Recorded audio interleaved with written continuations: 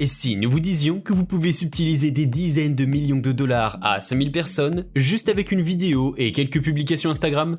C'est l'exploit qu'un certain Billy McFarland a réussi en 2017. Voici comment il l'a fait. Bonjour les tortues et bienvenue dans cette nouvelle vidéo de Top Tortue. Comme toujours, n'oubliez pas de mettre un pouce vers le haut, de commenter et de partager cette vidéo. Ça aide la chaîne à se faire connaître. N'oubliez pas également de vous abonner et de cliquer sur la cloche pour être prévenu lorsque je sors une nouvelle vidéo. Tout pour réussir. En 2017, Billy McFarland est le PDG de Fire, une entreprise qui a créé une application de booking. Certains pensent que Billy voulait organiser un méga festival pour faire la promotion de son application, sauf qu'il s'est laissé dépasser par les événements. D'autres affirment que dès le départ, l'ambitieux PDG a organisé ce festival pour escroquer ses clients. Quoi qu'il en soit, Billy McFarland embarque la star Ja Rule dans son projet comme principal associé. Il se sert de la popularité du rappeur pour promouvoir son festival dans les grands milieux et les soirées huppées dans toute l'Amérique. Le fameux festival doit se dérouler sur 2 week-ends, celui du 28 avril et celui du 5 mai 2017. Pour faire parler de son projet, il va mentir sans vergogne à toute l'Amérique.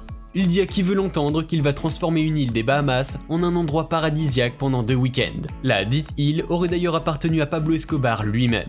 Et il promet que son paradis offrira des villas de luxe et des tentes VIP. Le plus étrange, c'est qu'au moment où il fait ses promesses à des millions de jeunes rêveurs, McFarland n'a aucune idée de comment mettre tout ça sur pied.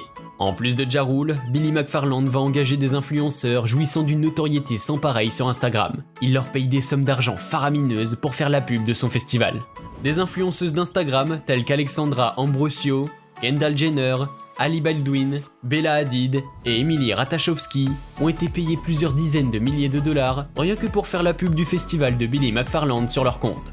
Kendall Jenner en particulier a avoué avoir été payée jusqu'à 250 000 dollars juste pour partager une vidéo promotionnelle du supposé festival. Cette vidéo montrait un petit coin de paradis aménagé sur une île des Bahamas. Revenons un moment sur la fameuse île qui aurait appartenu à Pablo Escobar. Bien sûr, c'était un coup de pub de McFarland pour attirer des curieux un peu trop naïfs. Mais cette île a bien appartenu à un mafieux. Portant le nom de Norman Skay, cette île appartenait à Carlos Leder, l'un des barons du cartel de Medellín. Les propriétaires de l'île veulent bien la louer à Fire, mais ils demandent à Billy de ne pas mentionner le fait qu'elle appartenait à un homme de la mafia.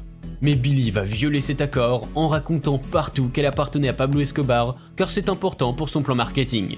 Les propriétaires de l'île vont alors annuler le contrat et expulser Billy et toute son équipe. Nous sommes à 4 mois du plus grand festival jamais organisé et l'île paradisiaque sur laquelle il est censé se tenir n'existe toujours pas. Billy McFarland aurait pu rebrousser chemin, annuler les ventes de billets et limiter les dégâts. Au lieu de cela, il continue de récolter les fonds des investisseurs et à payer les stars des réseaux sociaux pour faire sa pub. Finalement, c'est à tout juste 2 mois de la date annoncée pour le début du festival que le gouvernement des Bahamas accorde la permission à Fire d'utiliser non pas une île, mais un tout petit coin perdu qui n'a rien de paradisiaque. Cet endroit s'appelle Rocker Point et il est situé sur l'île de Great Exuma. Il n'a absolument aucune villa, aucune infrastructure qui fasse penser au luxe. Et comme vous le verrez dans la suite de cette vidéo, les invités de McFarland n'auront même pas d'eau à boire. Au moment où on lui accorde cette île, l'ambitieux PDG n'a que 2 mois devant lui. Se sentant dépassé, Billy va demander de l'aide à des sociétés spécialisées dans l'organisation des grands événements. L'une d'entre elles lui faisait comprendre que pour organiser un tel festival en 2 mois, il lui faut la somme de 50 millions de dollars. D'autres lui font comprendre que peu importe la somme dont il dispose, il faut au moins 1 an pour planifier et mettre sur pied une telle chose. Aveuglé par la soif de réussir et son orgueil, le PDG fou continue son projet. Pourtant, il aurait pu s'arrêter là et limiter la casse. Au lieu de cela, il va franchir la ligne rouge comme on va le voir tout de suite. Un échec monumental. Après le retrait de la première île et les avis pessimistes des spécialistes de l'organisation d'événements, Billy McFarland aurait dû comprendre que son projet était voué à l'échec. Il engage en mars 2017 Yaron Lavie, un producteur qui a l'expérience de ce genre de dossier. Ce dernier constate lui aussi que le Fire Festival ne sera jamais prêt à temps. Il leur conseille de reporter le festival à novembre. Mais Ja Rule et McFarland restent inexplicablement têtus et maintiennent les dates du 28 avril et du 5 mai 2017. Yaron leur demande alors de laisser tomber les villas et de planter des tentes. Encore une fois, les 2 complices ignorent ses conseils. Vers la moitié du mois de mars, un collaborateur de Billy tente d'alerter les médias sur le futur fiasco, mais personne ne l'écoute. Billy McFarland n'a aucune île paradisiaque, rien n'est prêt, ni les villas, ni les tentes luxueuses, ni les repas 5 étoiles. Et pourtant, il va commencer à vendre les billets du festival. Pour en profiter pendant une journée, vous devez acheter un billet standard allant de 500 à 1500 dollars. Pour les invités VIP, il faut payer 12 000 dollars. Pour ce prix, vous voyagerez en jet privé, vivrez dans une tente luxueuse et serez nourri par les plus grands chefs déplacés uniquement pour l'occasion. Il ose même prétendre que ces logements VIP sont écolos. Il voulait certainement dire que vous dormirez les pieds dans la boue, dans une tente pour réfugiés. Car c'est bien ce qui s'est passé. Tout sur cet événement est horrible, même sa planification. En effet, le premier week-end, c'est-à-dire celui du 28 avril 2017, The Exuma Regatta a lieu. C'est une très célèbre course de voile qui se déroule aux Bahamas et qui monopolise les hôtels, les locations saisonnières et toutes les autres ressources de l'île. Non seulement tous les logements de l'île sont occupés, mais en plus les jets privés censés transporter les invités VIP sont en fait des vols charter qui font le trajet Miami-Bahamas. Ils sont effectués par les compagnies aériennes Swiftair et Extra Airways. Le festival ouvre ses portes. Lorsque les invités arrivent enfin sur l'île, ils constatent que les fameux stands VIP étaient en fait des tentes utilisées par la FEMA, Agence fédérale américaine des situations d'urgence, et installées sur de la boue. La nourriture n'est rien d'autre que des sandwichs contenant une tranche de saucisson et 2 feuilles de salade que tout le monde n'a d'ailleurs pas eu la chance d'avoir. Pour ce qui est de l'eau, chacun devait se débrouiller.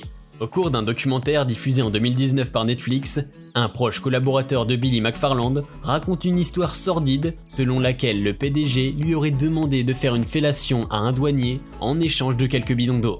Un malheur n'arrivant jamais tout seul, la météo capricieuse des Bahamas va empirer les choses. Les matelas qu'on devait installer dans les tentes ont été laissés à l'extérieur et il a plu dessus.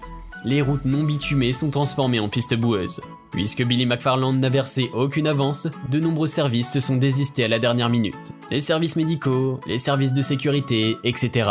Sur les 33 artistes qu'il a invités, aucun ne s'est présenté.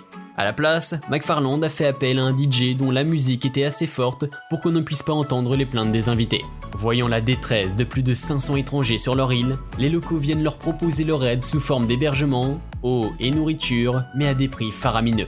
Finalement, au petit matin du 29 avril, les pauvres invités sont expédiés chez eux. La seule explication qu'on leur fournit, c'est que le festival est reporté à une date que personne ne connaît. Billy aurait dû prendre cette décision depuis longtemps. Conséquence. On voit souvent des manipulateurs comme Billy s'en tirer à bon compte après un scandale financier. Mais ce ne sera pas son cas. En novembre 2018, il sera condamné à 6 ans de prison fédérale aux USA pour abus de confiance et fraude ayant coûté 26 millions de dollars à des investisseurs. Pendant la pandémie de coronavirus, il a demandé une libération compassionnelle pour éviter d'attraper la maladie. Elle a été rejetée. Au début de cette année, Billy McFarland a été relâché pour raison de santé. Ja Rule, lui, n'a pas été inquiété plus que ça. Il a prétendu avoir été une victime de la manipulation de Billy McFarland au même titre que les autres invités. Un juge a estimé qu'il n'avait rien à se reprocher, ce qui lui a permis d'échapper à une condamnation à payer 100 millions de dollars aux victimes. Un troisième associé, Andy King, celui qui aurait fait une fellation à un douanier des Bahamas pour de l'eau potable, a réussi à amadouer les médias. On a même fait une quête pour l'aider à se refaire une santé financière. Enfin, la plus grande perdante, c'est Mary-Ann Roll, une restauratrice propriétaire du Exuma Point Bar & Grill. Elle s'est endettée de 50 000 dollars pour préparer à manger pour l'équipe de Fire et leurs invités. Mais elle n'a jamais touché le moindre copec. On a bien fait une quête pour l'aider à se relever financièrement, mais la moitié de cet argent a encore été volé, cette fois par un ami de Mary-Ann Roll. En avril 2021, 277 participants au Fire Festival ont touché plus de 7 000 dollars chacun. Et voilà les tortues, c'est tout pour aujourd'hui. J'espère que la vidéo vous a plu. N'hésitez pas à me mettre en commentaire des sujets de vidéos qui vous plairaient. Abonnez-vous, laissez un like, partagez la vidéo et à très bientôt.